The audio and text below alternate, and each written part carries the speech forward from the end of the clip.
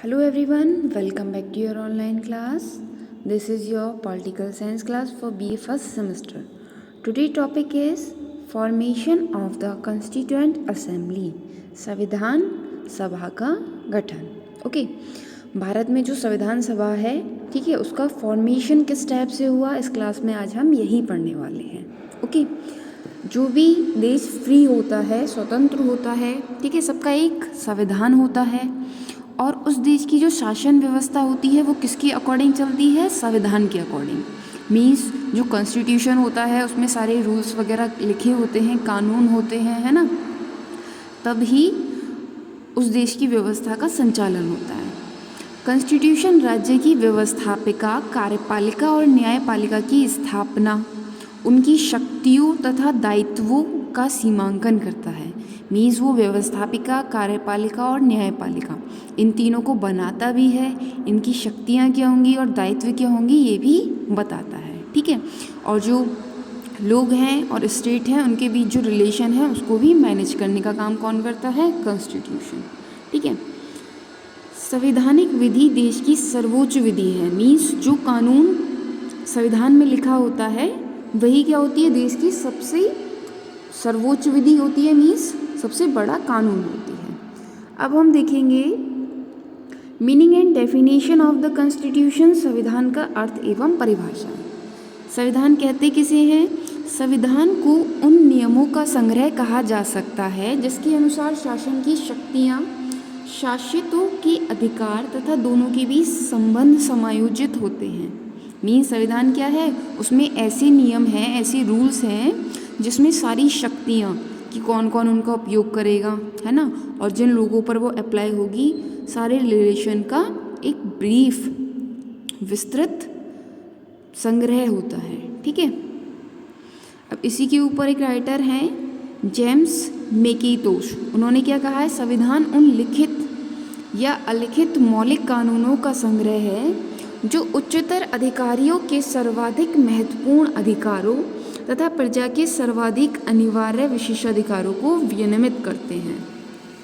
Means जो कानून है वो रिटन में भी हो सकते हैं, ना, अनरिटन भी हो सकते हैं. तो वो उनका कलेक्शन होता है और सारी डिटेल उसमें मेंशन होती है. ठीक है, भारत का संविधान जो है वो सबसे बड़ा है ना, और विश्व का अद्वितीय और विशालतम है. ठीक है, इसका कंपैरिजन नहीं है. इसकी संरचना, जो उसका स्ट्रक्चर है, 1946 में मंत्रिमंडलीय मिशन योजना के अंतर्गत बनाया गया था. संविधान सभा कब बनी थी, 1946 में. नेक्स्ट देखिए meaning of the constitutional assembly. संविधान सभा का अर्थ. संविधान सभा क्या होती है, संविधान सभा हम जनरली उसे कहते हैं जो संविधान को बनाए. पहले ऐसा नहीं होता था, है ना, लेकिन जो 17 और 18 सेंचुरीज़ है उसमें बहुत सारी क्रांतियाँ हुई, है ना, तो उससे ये अनुभव किया जाने लगा कि संविधान के लिए एक संविधान सभा होनी चाहिए. और संविधान सभा में कौन होते हैं, उस देश के नागरिक होते हैं. ठीक है, और इसका जो आप देखोगे संविधान सभा का जो विचार है सबसे पहले कहाँ आया, इंग्लैंड में आया. लेकिन जो प्रैक्टिकल है इसका मतलब व्यवहार में यूज़ कहाँ किया गया, तो सबसे पहले इसको अमेरिका व फ्रांस में ही अपनाया गया. ठीक है, तो अगर हम सिंपल वर्ड्स में देखें तो संविधान सभा उस सभा को कहते हैं जो किसी देश के संविधान का निर्माण करती है. ओके, अब इसके सिद्धांत और विकास भी दे रखे हैं कि किस तरीके से इसकी डेवलपमेंट हुई है. ठीक है, development of the theory of the constitute assembly. संविधान सभा के सिद्धांत का विकास. इनका विकास वास्तव में भारत में ब्रिटिश शासन की स्थापना से प्रारंभ होता है. जैसे कि आपको पता है इंडिया में पहले ब्रिटिश रूल था, तो ये जब यहाँ पर आए तभी से इंडिया में इसका विकास हुआ. 1600 ईस्वी में ईस्ट इंडिया कंपनी आई थी यहाँ पर व्यापार करने के उद्देश्य से. ठीक है, पर बाद में इन्होंने हम पर बहुत रूल किया है, लेकिन जब ये स्टार्टिंग में आई थी तो रूल ही करने आई थी. 1757 में प्लासी का युद्ध हुआ था. फिर 1764 में बक्सर का युद्ध हुआ, है ना. तो इनसे ये बिल्कुल क्लियर हो गया इन युद्धों से कि अब हम इनसे आसानी से नहीं छूट सकते, है ना. इन लोगों ने हम पे पूरी तरह राज कर लिया था. ठीक है, और 1850 तक तो ये पूरी तरह हम उसके कब्जे में आ गए थे. फिर उसके बाद 1857 में जो क्रांति हुई थी, 1857 की क्रांति, इसके बाद ईस्ट इंडिया कंपनी का शासन का अंत होके 1858 से जो इंडिया का रूल था वो किसके हाथ में आ गया था? ब्रिटिश पार्लियामेंट के हाथ में। ठीक है। संविधान सभा के सिद्धांत का दर्शन सबसे पहले 1895 के स्वराज्य विधेयक में होता है, जो किसने तैयार करा था? बाल गंगाधर तिलक ने। ठीक है। सन 1922 में गांधी ने कहा था भारतीय संविधान भारतीयों की इच्छा अनुसार ही होगा, मतलब जैसा भारत चाहेंगे वैसा ही भारतीय संविधान होगा। ठीक है। फिर उसके ऊपर बहुत लोगों ने अपने विचार रखे, एनी बेसेंट, मोतीलाल नेहरू, जवाहरलाल नेहरू, है ना। इस विचार को मूर्त रूप देने वाले पंडित जवाहरलाल नेहरू थे, है ना। और संविधान सभा के विचार का प्रतिपादन किसने किया था? एम.एन. रॉय ने। ओके। अगस्त 1940 के प्रस्ताव में ब्रिटिश सरकार द्वारा कहा गया कि भारत का संविधान स्वभावतः स्वयं भारतवासी ही तैयार करेंगे। इसके पश्चात 1942 में क्रिप्स मिशन योजना आई थी। ठीक है। और इसके बाद ये डिसाइड कर दिया गया था सेकेंड वर्ल्ड वॉर के बाद इंडिया अपना कॉन्स्टिट्यूशन बना सकती है। 1946 में कैबिनेट मिशन योजना के अंतर्गत भारतीय संविधान सभा के प्रस्ताव को स्वीकार कर इसे व्यावहारिक रूप प्रदान किया गया था। ठीक है। जब कैबिनेट मिशन योजना आई थी 1946 में, तो इसे एक्सेप्ट कर लिया गया था कि लोग अपना कॉन्स्टिट्यूशन बना सकते हैं। Okay. Next, formation of the constituent assembly, संविधान सभा का गठन किस तरीके से बनी थी? कैबिनेट मिशन योजना ने ये डिसाइड कर दिया था कि इंडियन कॉन्स्टिट्यूशन के लिए जो निर्वाचन का आधार होगा वो क्या होगा? परोक्ष निर्वाचन का आधार होगा। ठीक है। इस संविधान सभा में कितने मेंबर होंगे? 389। ठीक है। जिसमें से 292 ब्रिटिश प्रांत के प्रतिनिधि, 4 चीफ कमिश्नर क्षेत्र के प्रतिनिधि मीन्स रिप्रेजेंटेटिव, और 93 देशी रियासत के प्रतिनिधि, है ना। तो ये सब डिसाइड हो गया था। टोटल 389 मेंबर होंगे और किस किस तरीके से कहाँ से लिए जाएंगे ये सब क्लियर हो गया था। जुलाई 1946 में संविधान निर्मात्री सभा के चुनाव हुए थे, इलेक्शन हुए थे इसके, और इन लोगों को अपॉइंट किया गया था। सबसे ज़्यादा मेंबर उस वक्त इसके थे कांग्रेस पार्टी के 202, क्योंकि उस वक्त सारा वर्चस्व उसे ही प्राप्त था कांग्रेस पार्टी को, तो उसके सबसे ज़्यादा मेंबर थे। ठीक है। फिर मुस्लिम लीग द्वारा संविधान सभा का बहिष्कार भी किया गया था, क्योंकि मुस्लिम लीग नहीं चाहती थी कि ये संविधान सभा बने, क्योंकि वो अपने अलग देश के सपने सजो रही थी कि हमारा एक अलग देश होगा। ठीक है। और जो कॉन्स्टिट्यूशन असेंबली बनी थी उसमें जो मुस्लिम लीग थी उसके सिर्फ 73 मेंबर थे, तो वो सोच रहे थे कि हमारी स्थिति कमज़ोर है, तो इसलिए उन लोगों ने इसको एक्सेप्ट नहीं किया था। और इसकी फर्स्ट मीटिंग हुई थी 9 दिसंबर 1946 में, जिसमें भी इन्होंने पार्टिसिपेट नहीं किया था। ठीक है। और उन्होंने वायसराय से मांग भी की थी कि इसको कैंसिल करा दो। ठीक है। Next, functioning of the constituent assembly, संविधान सभा की कार्यप्रणाली। मुस्लिम लीग के बहिष्कार के बावजूद उन्होंने मना कर दिया था, इसके बाद भी बहुत सारे लोगों के विशाल बहुमत से क्या हुआ? वास्तविक प्रतिनिधि सभा को चुना गया। ठीक है। वास्तविक प्रतिनिधि सभा बनी और इसमें बहुत सारे एक्सपीरियंस और योग्य व्यक्ति थे। ठीक है। इसकी फर्स्ट बैठक हुई थी 9 दिसंबर 1946 को, जिसमें डॉक्टर सच्चिदानंद सिन्हा को इसका अस्थायी अध्यक्ष बनाया गया था। अस्थायी मीन्स जो स्थायी ना हो, परमानेंट ना हो। ठीक है। और फिर 2 दिन बाद 11 दिसंबर 1946 की बैठक में डॉक्टर राजेंद्र प्रसाद, जो बाद में प्रेसिडेंट भी बने थे इंडिया के, है ना, इन्हें इसका स्थायी अध्यक्ष बनाया गया था, परमानेंट। ओके। जो अंत तक अध्यक्ष बने रहे। फिर उसके 2 दिन बाद 13 दिसंबर को जवाहरलाल नेहरू ने संविधान सभा में उद्देश्य प्रस्ताव, ऑब्जेक्टिव रिजोल्यूशन पेश किया था। ठीक है। और 23 जनवरी 1947 को संविधान सभा ने इसको पारित कर दिया था। ठीक है। इसमें बहुत सारे पॉइंट्स थे, जिसमें भारत एक पूरी तरह स्वतंत्र और प्रभुत्व संपन्न लोकतांत्रिक गणराज्य होगा, मतलब सारी पावर किसके पास होगी? इंडियंस के पास होगी। ओके।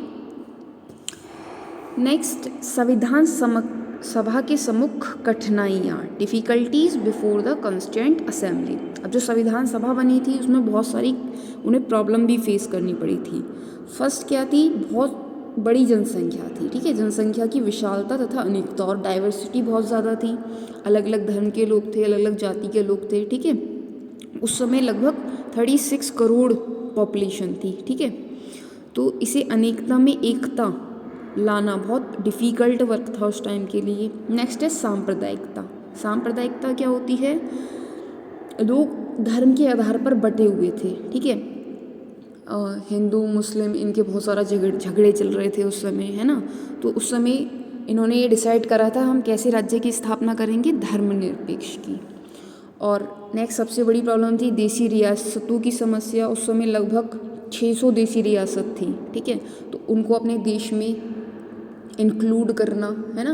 उसमें से कुछ स्वतंत्र भी रहना चाहते थे कि हम फ्री रहेंगे, तो उन सबको मिला के एक राष्ट्र का निर्माण करना, ये भी एक बड़ी प्रॉब्लम थी, ठीक है। फिर नेक्स्ट प्रॉब्लम थी राजभाषा की समस्या कि हम राजभाषा क्या रखें, ठीक है। संविधान सभा ने हिंदी को, जो कि देश के बहुसंख्यक लोग बोलते थे, मतलब ज़्यादातर लोग हिंदी बोलते थे, राजभाषा के रूप में फिर मान्यता प्राप्त की थी, ठीक है। नेक्स्ट, संविधान सभा का स्वरूप, form of constituent framing assembly.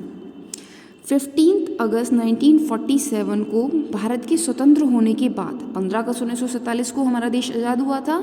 इसके बाद अंतिम अंग्रेज governor general Lord mountain Bharat से विदा हुए, ठीक है। ये लास्ट थे British governor general Lord Mountbatten, ठीक है। उसके बाद चक्रवर्ती राजगोपालाचार्य को स्वतंत्र भारत का प्रथम भारतीय गवर्नर जनरल बनाया गया, ठीक है। स्वतंत्रता के बाद भारतीय संविधान निर्माती सभा एक पूर्ण स्वतंत्र और संपूर्ण प्रभुत्व संपन्न संस्था बन गई। इट मीन्स जो सारी पावर थी अब वो इंडियंस के हाथ में आ गई और अब ब्रिटिश का कंट्रोल पूरी तरह ख़त्म हो गया, ठीक है। जो भारतीय नरेश थे, मतलब जो भारत के राजा थे, वो अपनी रियासतों को भारतीय संघ में मिलाने को सहमत हो गए, ठीक है। और इसका मेन काम बहुत सारे लीडर्स ने करा था। सरदार वल्लभ भाई पटेल, राजेंद्र प्रसाद, है ना, जो उच्च कोटि के नेता थे, कांग्रेस के नेता, उन सब ने मिलकर क्या करा, अपने देश का स्वरूप रेडी करा, ओके। नेक्स्ट,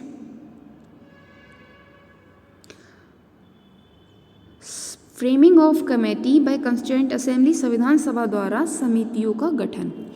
संविधान सभा ने बहुत सारी समितियां बनाई। समितियों ने क्या करा, काम को आसान करने के लिए बनाई गई, मतलब इसमें कार्यों का विभाजन कर दिया, ठीक है, कि सब छोटे छोटे लेवल पर काम करेंगे, ठीक है। इसे कार्य विभाजन भी कहा जाता है। इट मीन्स जो वर्क है वो छोटे छोटे लेवल पर डिवाइड किया गया। उसके बाद भी कुछ उप समितियाँ भी बनाई गई, ओके। इसकी सेकेंड मीटिंग कब हुई थी? संविधान सभा की दूसरी बैठक 22 जनवरी से 25 जनवरी 1947 के बीच में हुई थी। 29 अगस्त 1947 को प्रारूप समिति का गठन किया गया था, ठीक है। संविधान को अंतिम रूप देने का उत्तरदायित्व इसी पर था। जो प्रारूप समिति थी उसी की ड्यूटी थी कि वो संविधान को अंतिम रूप देगी, मतलब फाइनल टच देगी, ठीक है। और इसका अध्यक्ष किसको बनाया गया था प्रारूप समिति का? डॉक्टर भीमराव अंबेडकर को। और भी लोग थे इसमें, लेकिन जो अध्यक्ष थे वो डॉक्टर भीमराव अंबेडकर थे, ठीक है। और जो संविधान सभा के स्थायी अध्यक्ष थे वो डॉक्टर राजेंद्र प्रसाद थे, जो स्वतंत्र भारत के फर्स्ट प्रेसिडेंट बने थे, ओके। तो संविधान के प्रारूप का निर्माण कैसे हुआ था? 30 दिसंबर 1947 को हुआ था। और प्रारूप समिति का कार्य जिस प्रारूप पर आधारित था उसे बेनेगल नरसिंह राव ने तैयार किया था। और इसे प्रथम प्रारूप इसका कब प्रस्तुत किया गया था? 21 फरवरी 1948 को। अब इसको क्रिटिसाइज भी किया गया। Criticism of the constituent assembly, संविधान सभा की आलोचनाएं भी हुई। क्यों? क्योंकि इसे कहा गया ये एक निर्वाचित संस्था नहीं थी, लोगों ने इसमें इलेक्शन नहीं दिए। और कांग्रेस की प्रधानता इसमें जो मोस्टली पॉपुलेशन थी वो कौन लोग थे? कांग्रेस के थे, ठीक है। संविधान सभा की प्रभुसत्ता के आगे प्रश्न चिन्ह। जो संविधान सभा थी उसकी प्रभुसत्ता, मतलब उसके पास सारी पावर है, इसके आगे भी क्वेश्चन मार्क लग गया। क्यों? संविधान सभा का गठन ब्रिटिश सरकार ने किया था, अतः वैधानिक रूप से उसे अधिकार था कि वे जब चाहे इसे भंग कर सकती थी, मतलब कैंसिल कर सकती थी, ठीक है। तो इसलिए इसकी प्रभुसत्ता के आगे भी प्रश्न चिन्ह लगा दिया गया था, लेकिन बाद में ये जो प्रॉब्लम थी इनको दूर कर दिया गया था। और जो इसका गठन हुआ था उसे भी सांप्रदायिक आधार पर गठन कहा गया था, ठीक है। तो ये कुछ पॉइंट्स थे जिसकी वजह से इसको क्रिटिसाइज किया गया था। ये टॉपिक आपका कवर हो गया है, okay. Thank you for watching this class.